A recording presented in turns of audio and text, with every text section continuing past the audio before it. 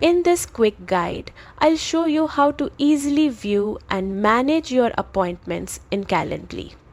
If you find this helpful, make sure to like and subscribe for more tech tips. First, open your browser and head over to calendly.com.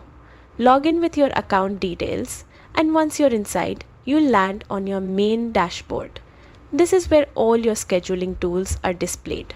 On the left-hand menu, click the Meetings tab. Here, you'll see every appointment you've scheduled, whether it's upcoming or past.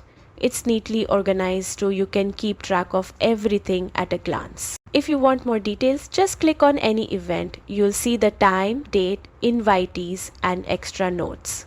From this view, you can also edit, reschedule, or cancel the meeting if needed, giving you full control over your schedule. And that's it. Simple, quick, and effective. Now you know how to see and manage your Calendly appointments with ease. Don't forget to hit like and subscribe for more smart guides just like this.